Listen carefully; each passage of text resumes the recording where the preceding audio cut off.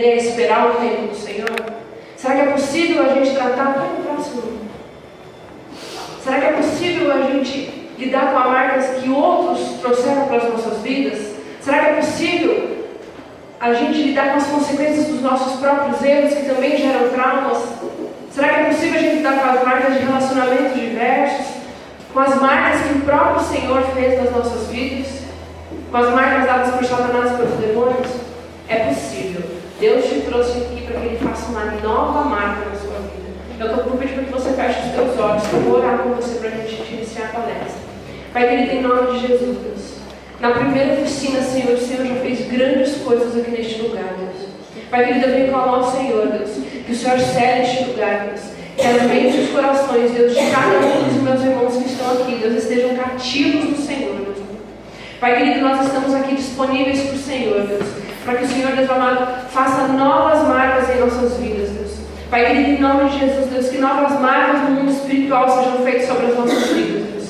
Pai querido, em nome de Jesus, Deus, que os anjos do Senhor estejam acampados sobre este lugar, Deus.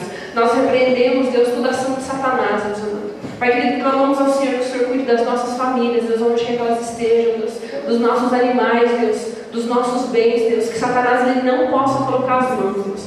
Pai querido, coloca a vida do pastor Juliano diante do Senhor, Deus, que ele seja um instrumento do Senhor aqui nessa tarde, Pai querido. Pai querido, abençoa essa igreja, Deus, que com tanto carinho, Deus amado, programou Deus amado, esse congresso chamado Marcas, Deus. E que novas marcas também sejam colocadas nessa igreja, Deus, pela vida de cada um dos irmãos que estão disponíveis aqui a serem marcados novamente pelo Senhor, Deus, com marcas de prosperidade e bênção sobre as suas vidas, Pai.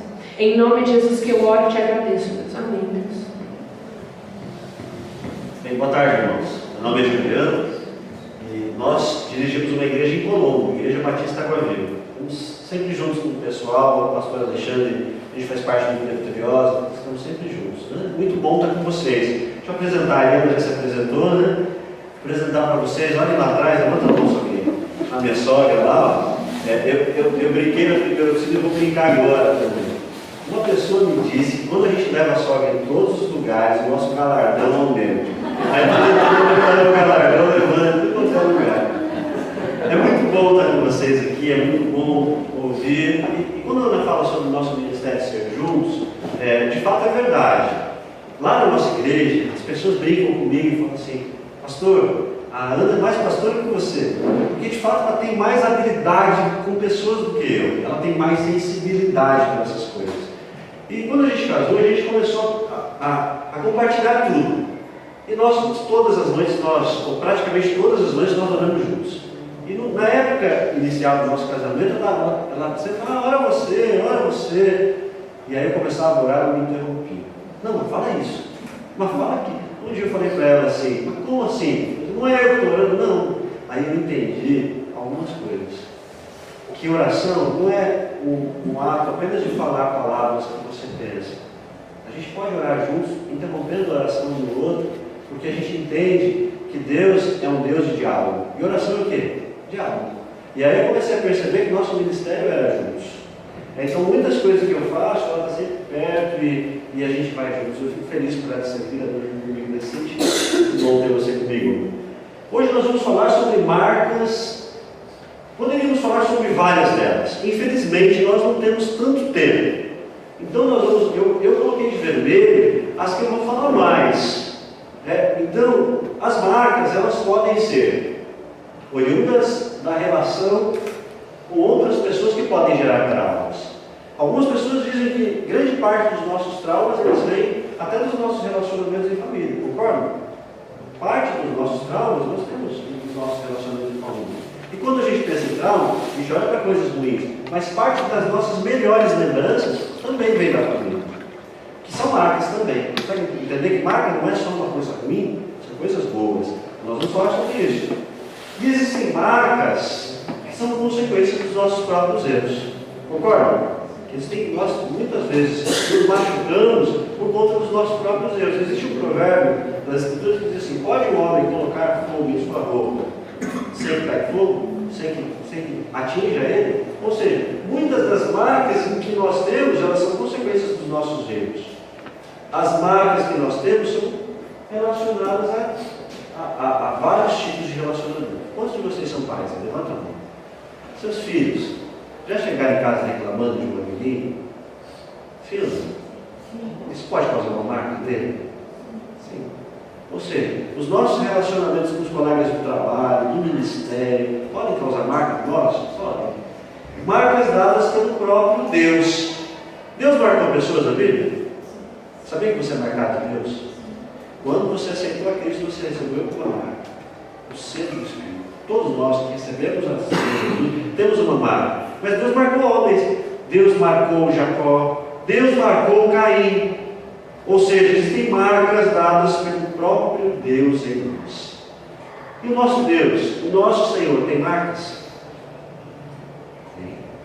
Quando chegar aquele dia maravilhoso, Ele vai te receber, Ele vai te dar a mão ali, você vai ver as mãos dele o quê? As marcas da redenção. Então, existem marcas dadas pelo próprio Deus em nós. E também existem marcas dadas por Satanás e demônios. Existem? Existem. Essas marcas podem afetar todo o nosso ser. Hoje nós vamos falar de várias, mas eu vou tentar me concentrar mais nas de vermelho, pelo limite de tempo que nós temos. Eu gostaria de pensar o seguinte: que algumas coisas na vida poderiam ser instantâneas. Eu escolhi esse desenho, mas eu fico pensando o seguinte: seria muito bom de quando você. E aí eu vou fazer uma pergunta antes de fazer a afirmação. Quantos aqui se lembram do dia em que aceitaram a Jesus? Levanta a mão, só para você. Se lembra do dia? Eu, se eu fechar os olhos, eu lembro do momento, do lugar. Não sei você, eu lembro. Seria maravilhoso que naquele dia que nós levantamos a mão, Deus fizesse assim: todas as marcas ruins, apagam. Todas as coisas ruins, apagam. Todos os processos ruins, apagam. Mas, infelizmente, não é assim.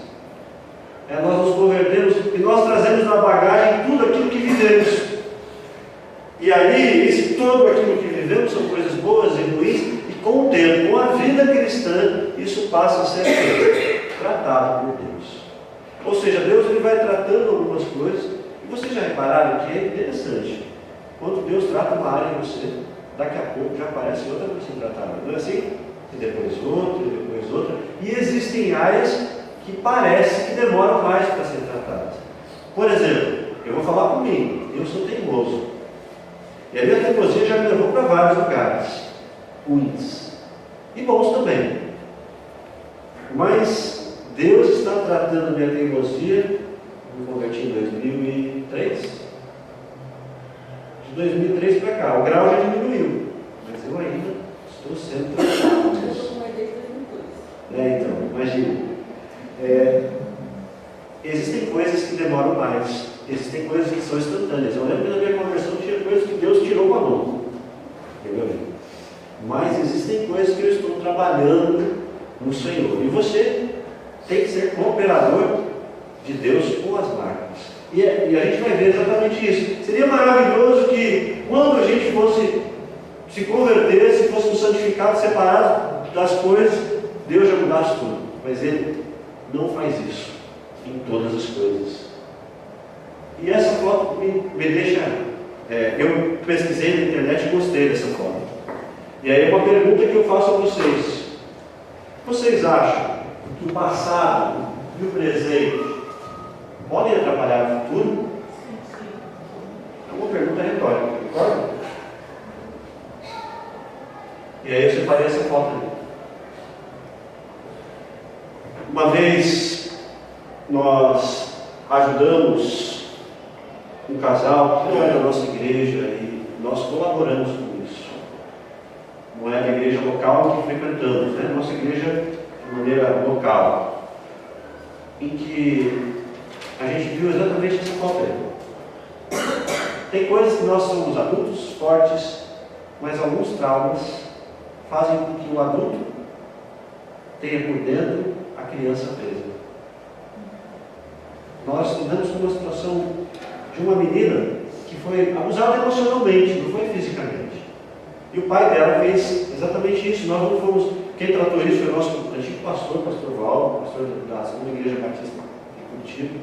E nós trabalhamos na assistência disso, na retaguarda. Uma menina foi abusada emocionalmente por seu pai. E ela, quando criança, foi amarrada no pé da mesa. Saíram os irmãos e o pai falou: você não vai ficar amarrado aí porque você fez tudo errado, você fez. Desse jeito, simples, uma brincadeira. Passou o tempo, ela casou e teve filhos, e em um momento, algum gatilho que a gente não sabe qual, fez com que ela olhasse para o marido, para o filho, e não quisesse com eles, estar com eles perto. Ela regrediu, porque existia um trauma que não foi tratado, uma marca, que fez com que ela desse passos para trás e regredisse. Existia, apesar de uma mulher adulta, um problema lá de trás, uma criança presa em um trauma.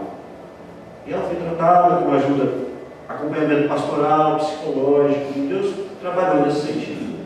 Porque muitos de nós podem ter situações que nós somos crescidos em algumas coisas, mas não em outras. E Deus pontualmente escolhe alguns momentos para que nós possamos ser tratados dessas coisas. Então muitos de nós, assim como essa imagem, somos adultos, mas estamos presos em algumas áreas. Alguns em rejeição, outros em alguns abusos emocionais, outros por conta de palavras, não sei. E Deus sempre vai trazer no momento certo a sua direção sobre nós. Eu vou dizer isso mais tarde, mas eu já vou adiantando. Vocês acham que Deus pode não tratar algumas coisas porque talvez nós não estejamos preparados? Existem coisas que Deus permite, Ele vai tratar só lá na frente porque Ele sabe que nós não temos ainda maturidade, condições suficientes emocionais para tratarmos dela. Então Deus, que Ele faz, eu penso que o tratamento de Deus conosco é progressivo. Então Deus, de maneira progressiva, nos trata, e isso é um ato de amor. Isso é um ato de amor. Eu não sei você, mas quando a gente olha para uma criança, é importante para o mundo da criança pensar e viver fantasias, quais sejam.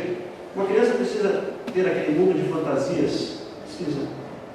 Falar a verdade muito cedo pode levá-la para uma situação emocional difícil depois. Então, assim como Deus, como pais sábios que tratam o mundo da fantasia dos filhos, Deus é assim conosco. Ele vai tratar algumas coisas quando a gente estiver preparado. E talvez este seja o congresso que Deus vai tratar e trazer a lembrança. Quando eu orava por esse congresso, eu sei que orou também orou por isso, Senhor, no tempo do Senhor traz as marcas para serem tratadas aqui. Então Deus talvez vai tratar marcas. Esteja aberto para isso. E aí quando a gente olha, concordando sobre isso, a gente vai pensar o seguinte: esse seria o texto bíblico que eu gostaria de trabalhar, principalmente o negrito.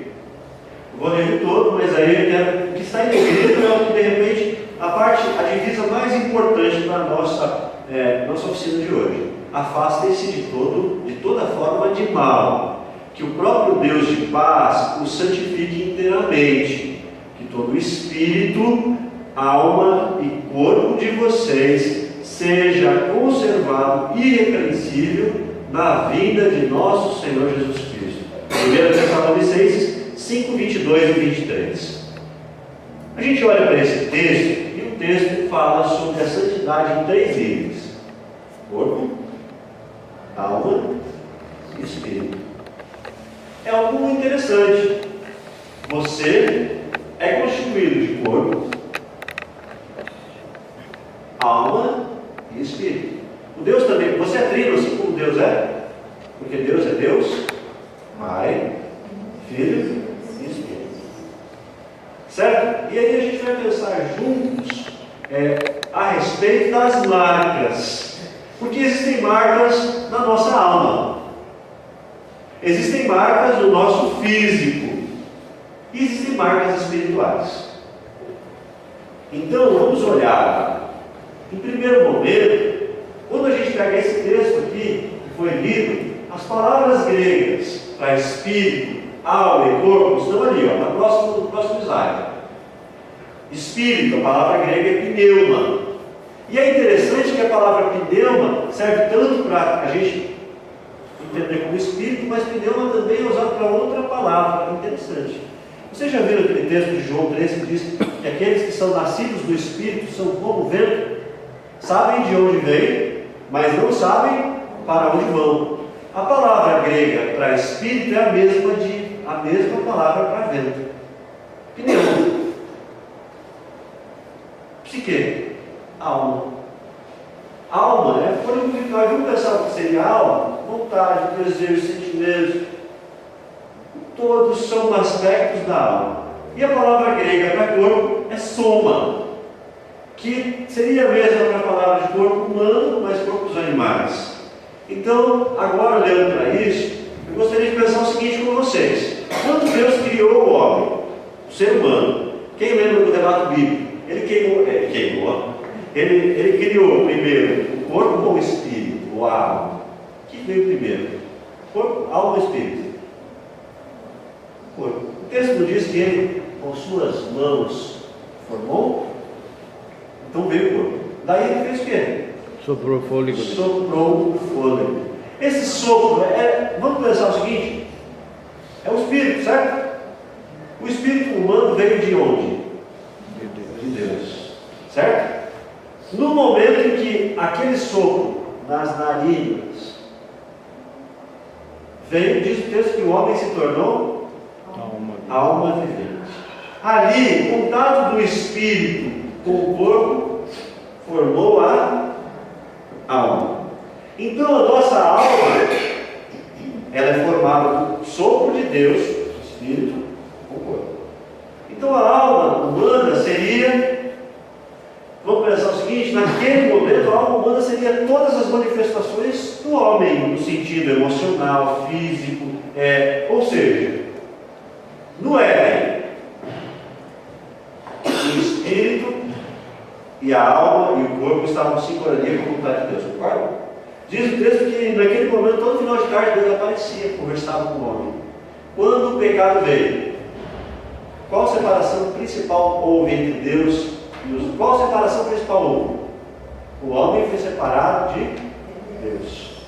E aí, olha que interessante: no Éden, o homem era dominado totalmente por seu espírito. Um espírito que se relacionava com Deus face a face. Depois do Éden, o homem foi separado de Deus. E o que passou a dominar o homem?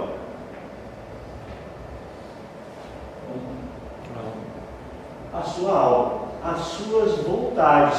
Tanto é que a gente vai ver o seguinte: após a queda humana, passou o processo de deterioração do ser formado. Como assim? Caim e Abel, a gente já mostra lá, saíram no primeiro momento, um irmão teve ciúme do outro. Já vemos que a alma foi corrompida. Ciúme é uma manifestação da alma. E aquele ciúme gerou o quê? O assassinato. Primeiro homicídio, não é isso? Depois, um descendente de Caim, chamado Lameque, ele fez pior ainda. Ele foi aumentando o nível de corrupção. Chegando em Gênesis 6, Deus olha para tudo que ele criou e diz o seguinte: o que Deus fala do homem? Me arrependi de ter feito o homem, porque ele é mau, conspira apenas o mal. Nesse momento, a vontade humana era dominada por sua alma e o homem só pensava, só vivia fazendo coisas ruins. E aí o texto bíblico diz o quê? Deus olhou para tudo e olhou para uma família que vivia de maneira diferente, era a família de Noé. Ou seja, a gente percebe que pós-queda, a alma humana começou a ser corrompida, contaminada.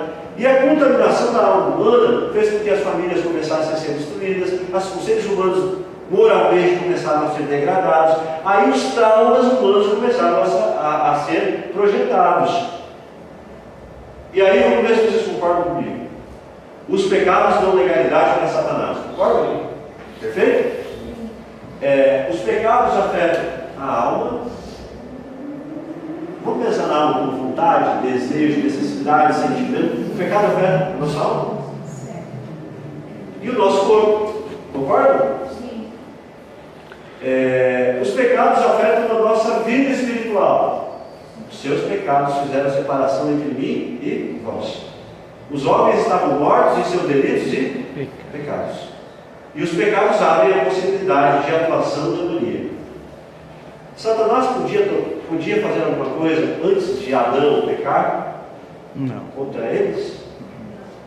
Mas depois abriu uma possibilidade de ataques demoníacos. Isso é fato, certo? Vamos lá. A gente vai caminhar para a gente entender algumas coisas. Então isso é meio teórico mesmo, tá? A gente precisa entender a teoria para que a gente possa entender como agir na prática. Os pecados afetam a alma e o corpo. Concordamos a respeito disso, certo? Vamos ver o que Davi disse? Davi, quando ele compôs essa canção, essa música muito bonita, esse salmo, ele era um homem que já possivelmente estava sofrendo. E esse salmo ele fez quando ele pecou contra Deus, e aí naquela relação extraconjugal com Batseba. E olha o que ele diz: quando eu guardei em silêncio, envelheceram os meus ossos, pelo bramido em todo dia, porque de dia e de noite a tua mão pesava sobre mim, o meu corpo se tornou em sequidão. O pecado de Davi afetou seu corpo físico. E pera lá, o humor é um dos elementos da alma. Então, o pecado afeta o nosso físico, mas pode afetar o nosso humor, o nosso sentimento, a nossa racionalidade e todas essas coisas. Ok, beleza. E agora, vamos andando. É gradativo aí. A gente vai ter que concordar sobre várias coisas. E se alguém discordar, pode discordar. Né? Vou falar uma coisa que você discorda, levanta a mão, e daí no momento propício você pode guardar, anota para poder dar uma oportunidade. Então a gente concordou aqui que as doenças da alma atingem o corpo também. Concordamos? Vocês já ouviram falar de doenças psicossomáticas? O que são doenças psicossomáticas? São doenças que passam da alma para o corpo. Duas palavras gregas. A ciência fala de doenças psicossomáticas, já consegue falar? Existem médicos que já falam dessas doenças? Duas palavras gregas, a gente viu. Psique, alma. Soma, corpo. Doenças que passam da alma para o corpo. Essas doenças têm várias, não são todas as doenças que passam da alma para o corpo. O próprio pecado do homem fez com que a morte fosse possível. Mas existem doenças que passam. E aí, eu peguei poderia ser asma e todas essas aqui. A gente não vai entrar nesses detalhes. Agora me responda uma coisa: os traumas que temos na vida, eles podem gerar marcas negativas na nossa alma? Sim. Você não vai dar nada, você não presta, ou se não, o próprio, quer ver? Vou dar um exemplo meu. Eu, quando criança, fui abusado sexualmente. Eu nem sabia o que era abuso sexual, eu sabia nem o que era sexo, eu era criança. Mas com um abuso, eu, uma criança que nunca tinha ouvido falar de sexo, eu fiquei triste. E uma das coisas que uma criança abusada, um dos indícios iniciais é o quê? Isolamento e tristeza aleatórios. Uma criança normalmente é triste? Pelo contrário. E aí minha mãe começou a perceber que eu estava triste, e eu mesmo comecei a me sentir mal. E cheguei na minha mãe, falei: mãe, aconteceu isso. Ela olhou, não sabia como era a situação, não sabia como lidar. E aí ela falou para mim: filho, esquece esse negócio. Esqueci. Foi para uma gaveta lá e eu não lembrei mais. Até que depois da minha relação sexual, da primeira relação sexual, na adolescência, eu criei algumas compulsões sexuais. Então o trauma, como a gente viu de manhã, quem teve na palestra do pastor Alexandre, ele falou que todos os aspectos do trauma é que levam uma pessoa, o trauma sexual é que pode levar uma pessoa a alguns comportamentos. No meu caso, foi uma compulsão. Todos os traumas, a rejeição leva a alguns aspectos comportamentais. Então, os traumas, de certa forma, eles são jogados numa gaveta que nós chamamos de inconsciente, a gente vai ver, e que às vezes eles se manifestam muito tempo depois. As relações familiares geram traumas na gente. Eu vou dizer que talvez as piores marcas, apesar da família ser um lugar que nós recebemos mais amor, as piores marcas às vezes vêm da família. E aí vamos defender os nossos pais, nós somos pais, não tem receita perfeita, né? Porque os nossos filhos são tão diferentes uns dos outros, mas às vezes os piores traumas eles acontecem em casa. Ou seja, Nós, quando nos convertemos, tudo isso vem junto, toda essa bagagem vem junto conosco. As doenças psicossomáticas, os traumas, os legados familiares, e aí tudo isso está junto, misturado, e Deus vai tratando tempo a tempo. E aí tem algo importante aí. Vocês concordam que a confissão pode ser, eu coloquei a palavra pode, tá bom? Mas, e depois eu vou explicar o porquê. A confissão é terapêutica? Pode ser terapêutica? Sim. Tem muita gente querendo levar uma vida cristã só dependendo de Deus. Vou dizer para você, infelizmente, está quebrando princípios. Porque Deus, quando viu o homem sozinho, o que ele disse? Não é bom que o homem esteja só. Far-lhe-ei uma auxiliadora idônea. O que eu correspondo, não é isso? Existe a confissão a Deus? Confessai os vossos pecados ao Senhor, e Ele é fiel e justo para perdoá-los de toda iniquidade. 1 João 9. Mas existe, Deus purifica, certo? Mas o perdão, a confissão horizontal também serve. Confessai as vossas culpas uns aos outros e sereis sarados. Então nós precisamos entender que no processo de cura interior, nós precisamos de um momento de arrependimento com Deus, mas de um momento em que nós temos relacionamentos terapêuticos com pessoas. Sabia que confissão é terapia? Vamos pegar o... Tem muita gente que fala a respeito do psicólogo, né? Nada mais é um psicólogo do que alguém que cumpre esse mandamento. Do quê? De ouvir, de entender, de se colocar no lugar, de ouvir aquelas culpas e mazelas. Então a confissão é terapêutica. Ou seja, nós precisamos entender que precisamos ser purificados por Deus e precisamos do relacionamento horizontal. Olha Davi. Davi disse, olha, Senhor, não me repreendas do teu furor, nem me disciplines da tua ira, pois as tuas flechas me atravessaram e a tua mão me atingiu. Por causa da tua ira, todo o meu corpo está doente. Não há saúde nos meus ossos por causa do meu pecado. Ou seja, eu disse isso na outra, e olha essa imagem que interessante. Essa imagem é muito legal, porque mostra alguém. Consegue ver essas marcas? Eu olhando para o Felipe aqui, eu vejo um rapaz bonito, inteligente, um músico habilidoso. Percebi que é um rapaz feliz e vejo só coisas boas. O Senhor vê todas as coisas que eu não vejo. Você já assistiu algum seriado que tem um herói e consegue ver a visão de raio-x? Deus está olhando para você e comigo. Todos os traumas. E quando a gente olha para essa pessoa, ela pode estar aqui super bem, super bonita, mas tem traumas emocionais, machucados, quais sejam ali. Os homens não veem, mas Deus está vendo tudo. Porque antes de uma palavra sair da sua boca, Ele já conhece. Antes de um pensamento vir, Ele já sabe. E sabe, queridos, nós precisamos entender que Davi, ele confessou a Deus. Os salmos não são uma confissão a Deus? Mas Davi prestou contas a alguém.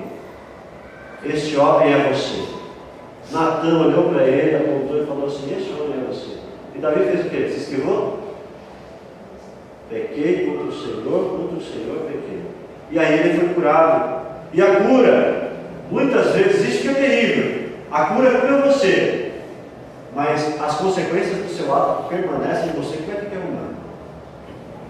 Davi foi curado, transformado, mas o profeta disse, ó, a partir de agora quem vai ter que...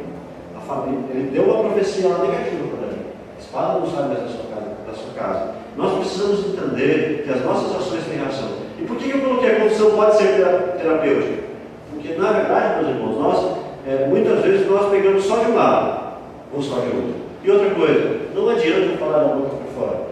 Precisa existir em nós o quê? O desejo de se arrepender, para que a gente possa ser curados. Mas nem toda a marca foi você que causou. Existem marcas que não foi o seu pecado, foi o pecado do outro que te afetou. Para essas marcas você também vai ter que lidar com isso. Marcas que não foram causadas por você. Eu tenho uma marca aqui, meus irmãos, na mão. Felipe, veja aqui.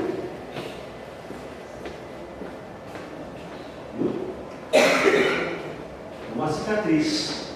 E essa cicatriz, meus irmãos, ela surgiu, minha mãe era advogada. E ela tinha um sócio, um advogado, que ele era alcoolista. E um dia eu estava lá no escritório dela, eu era criança, com sua idade, brincando, ele pegou um cigarro e... Sabe, meus irmãos, até eu conseguir perdoar esse homem, todas as vezes que eu lembrava dele, eu sentia queimado. Hoje eu vejo a marca, eu lembro do Fernando, mas eu não lembro sentindo aquela coisa, sinal que eu perdoei. Ou seja, existem marcas, fui eu que fiz, fui eu o causador dessa marca. Foi ele. O pecado foi meu ou dele? Dele. Mas nós precisamos lidar com a nossa reação ao pecado do outro. Porque se nós não conseguirmos lidar com a nossa reação ao pecado do outro, nós ficamos presos em dois. O pecado dele não é justificável, mas não justifica continuarmos pecando. Ou seja, muitos de nós são machucados e continuam sentindo dores do próprio pecado, do próprio machucar dela, mesmo não sendo, porque estão presos ao outro. Tem muitas pessoas que foram abusadas emocionalmente, fisicamente, que ainda estão presos à marca, porque não conseguiram lidar com o perdão. E sabe, o problema de quando a gente quebra um princípio é que o pecado permite que seus inimigos espirituais se levantem. Olha o que disse o salmista: o inimigo persegue e esmaga-me ao chão, ele me faz morar nas trevas, como os que há muito morreram. Olha que interessante. O inimigo dele era físico. Mas sabe uma coisa que vai acontecer com pessoas que não sabem lidar com as suas próprias marcas? Elas permitem que Satanás as oprima, as coloque em lugares terríveis, em calabouços emocionais, em prisões espirituais. Há algum tempo atrás, nós ministramos uma pessoa em nossa igreja que ele fez um corte na mão e ele se casou em sangue com uma mulher que não era a mulher dele. Antes dele conhecer a Jesus, ele fez esse pacto de sangue. E ele disse para mim, um homem piedoso, um homem cheio do Espírito Santo. E um dia ele chegou para mim e falou assim: pastor, eu estava ouvindo uma pregação e eu fui confrontado, porque um dia eu me casei com uma pessoa, nem era minha esposa e tal, mas era uma mulher, a gente casou. Eu falei: olha, você sente alguma coisa? Ele falou: olha, eu não sinto nada. A única coisa que eu sei é que o meu sangue está com o sangue dela. E na minha vida emocional, minha esposa não tem nenhum problema, eu não sinto nada. Mas ele entendeu que ele poderia estar sendo. E aí nós entendemos juntos, agora lembrando da história melhor, que esse pecado não afetou só ele. Afetou quem? A esposa atual, a esposa que ele casou certo, que estava dando certinho. E a partir daquele momento que ele se consertou diante de Deus, incrível, a esposa melhorou. Ou seja, existem perspectivas espirituais que a gente não entende. Satanás, muitas vezes, quando se dá legalidade a ele faz exatamente o que esse salmo disse. Ele e os demônios, o inimigo persegue-me e esmaga meu chão. Ele me faz morar nas trevas, como os que há muito morreram. Ou seja, os inimigos espirituais levam vantagem de alguns erros que a gente faz. E agora, seguindo na parte teórica da nossa palestra, depois então que o homem pecou, lembra? Espírito, alma e corpo. Depois que o ser humano pecou, normalmente as decisões naturais do homem são dependentes do quê? Da sua alma. E quando ele se converte? Espírito. E agora me responda uma coisa: todas as decisões que vocês têm na vida são dominadas pelo Espírito, pelas direções de Deus? Não. Com certeza não. Paulo ele disse isso. O bem que eu quero fazer, esse eu não faço. O mal que eu abomino, esse eu faço. O maldito homem que sou. Ou seja, a alma, todos nós aqui temos a alma maculada em algum grau. A alma, muitos de nós são cristãos almáticos, que tudo é a alma que define. Mas à medida que Deus nos transforma no seu espírito, a ideia da santificação é o quê? É que a nossa alma e o nosso corpo passem a ser dominados pelo Espírito Santo de Deus, que nos leva a toda a verdade.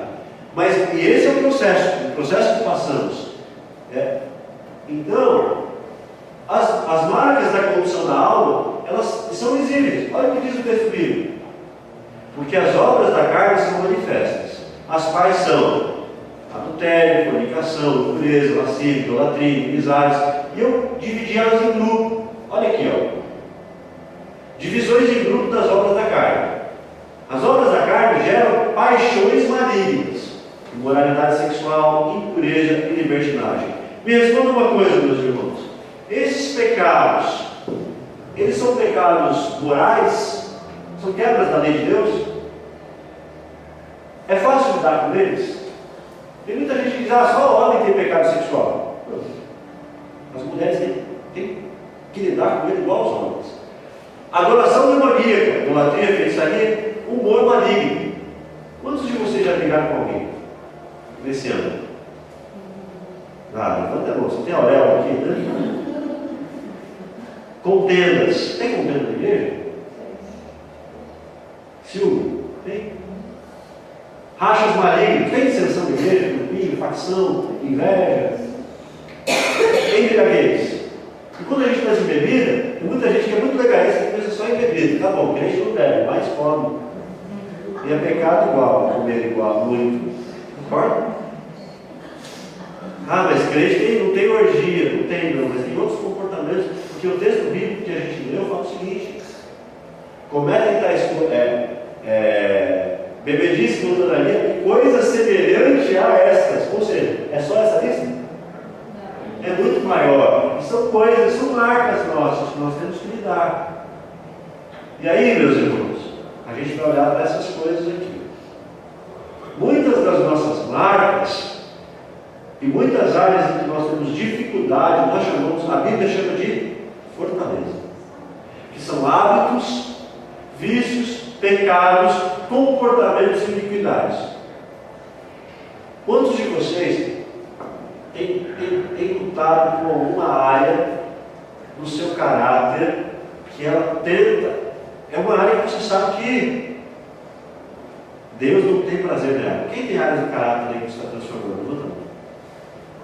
E muitas dessas são fortalezas. Você já ouviu falar de fortalezas, certo? Fortalezas são áreas da nossa vida que não estão sob o domínio de Deus. Tem áreas da sua vida assim? Infelizmente temos. A questão é a seguinte: quantos de nós já foram em um retiro, em um lugar, e nós nos arrependemos dos nossos fortalezas? Quer ver que interessante? Eu vou lá e eu faço assim,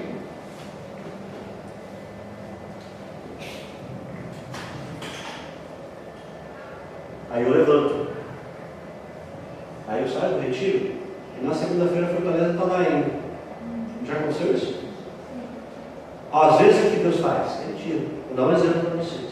Eu, quando vim para Jesus, eu tinha vários comportamentos indesejáveis e eu estou lidando com vários deles ainda, a consequência deles em mim.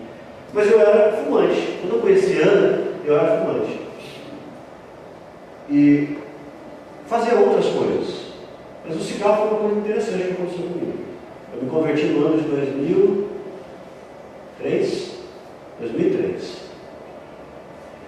E alguns vícios de comportamento Deus mudou na hora. Outros demoraram mais. Mas o cigarro demorou mais para eu me libertar do cigarro. Incrível que todas as vezes que eu fumava, eu sentia no meu peito um aperto muito forte. Mas eu não conseguia me libertar daquela química. Eu fiquei meses lidando com ela. E aí, nós resolvemos nos batizar. E nosso pastor chamou-nos, a gente se batizou juntos.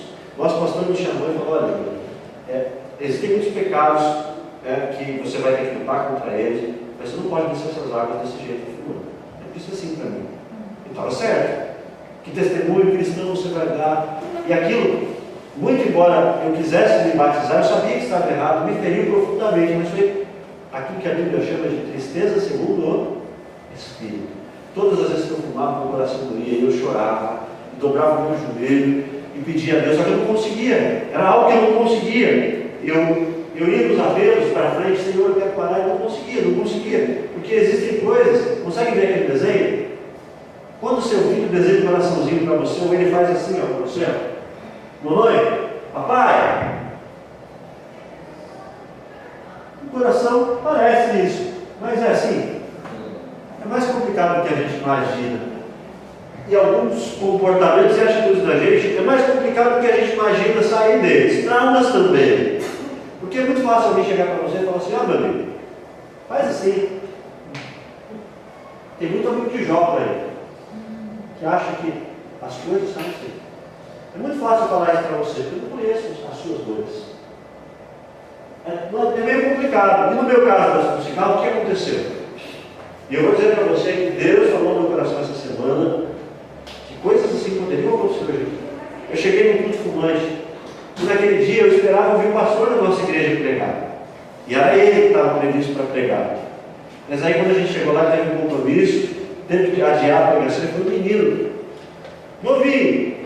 Aí eu olhei para ele, gente, que droga.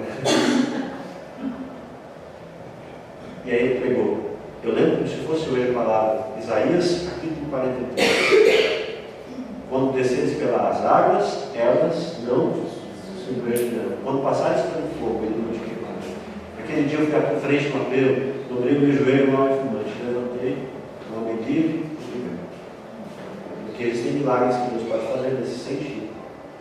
Muito embora seja muito complicado algumas coisas. Por que é complicado? Porque nós não somos tão simples assim. As fortalezas são como um iceberg. O comportamento é a ponta. E o fundo? Tem muita religião que chega lá e fala o seguinte: vem aqui e muda o comportamento. Jesus disse o seguinte sobre isso: muitos me honram com a boca, mas o seu coração está longe de mim.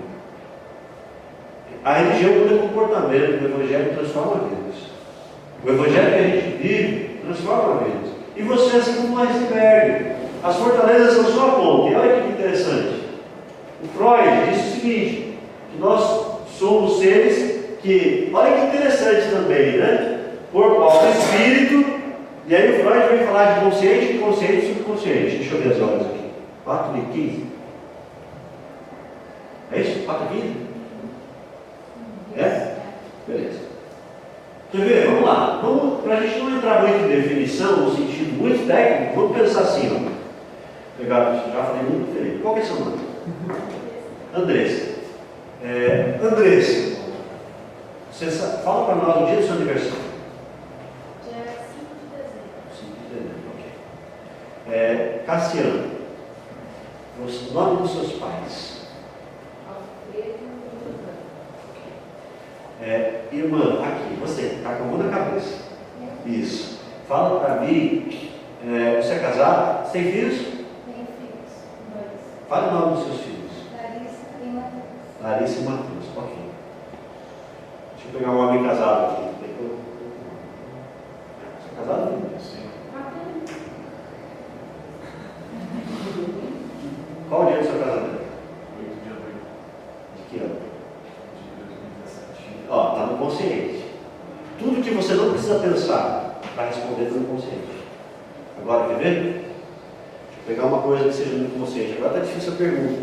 Alexandre, quantas pessoas estão... Não, essa é uma pergunta muito boa.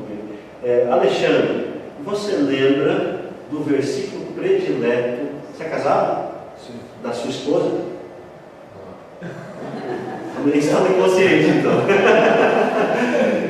O que seria o subconsciente? Agora uma pergunta, isso está difícil para mim. Eu já dei na outra, agora. Subconsciente é que você pensa um pouquinho, mas já lembra. Consciente, não precisa nem pensar. Subconsciente, uma memória perto. Inconsciente, você não lembra. O inconsciente, e aí eu ouso dizer que o inconsciente das pessoas, eu ouso dizer que a maioria das nossas fortalezas e traumas estão lá no inconsciente. A razão pela qual a gente comete várias coisas está lá no inconsciente. Lembra que eu disse do meu abuso sexual? Como eu lembrei do abuso sexual? Vocês já ouviram falar daquelas caixinhas escuras que a gente joga as coisas que nos machucam muito? Foi um dia nós conversando, isso faz pouco tempo, faz 6 anos? Faz pouco tempo, faz 6 anos só. nós estávamos conversando e aí eu lembrei, falei, que isso foi apagado da minha mente, memória. Aí estava lá no inconsciente. A questão do inconsciente é muito importante, senhores, porque quando os nossos traumas, eles estão aqui, ó. É a razão de nós não fazer, de nós termos algumas coisas, já ouviram falar de coisas reprimidas? Elas estão ali, no inconsciente.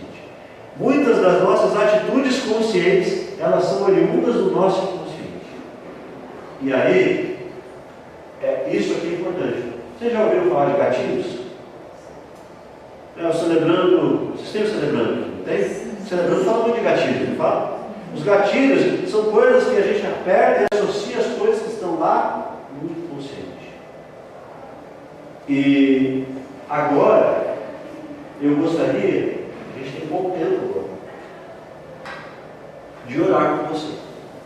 Muito embora, deixa eu passar uma outra parte aqui. Existem prisões espirituais. Existem muitas pessoas que estão salvas, mas presas. Porque um dia deram legalidade a Satanás.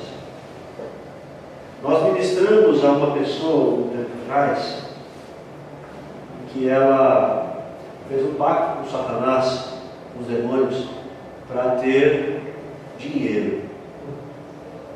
E ela se converteu. E uma das coisas que ela me disse foi o seguinte: ele tinha esquecido disso. Essa pessoa disse para mim, pastor, eu lembro que quando eu fiz isso, ele falou o seguinte: que o dia que eu o abandonasse, eu ia ficar louco, eu ia perder família, eu ia perder tudo. Eu me converti, olha que interessante, eu me converti e eu comecei a agir mal com os meus filhos. Comecei a agir mal com a minha esposa.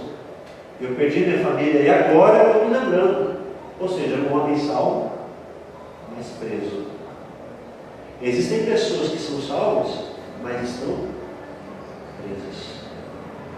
Legalidades que demos um dia que podem nos prender. Eu vou dar algumas ideias de algumas coisas que podem fazer isso.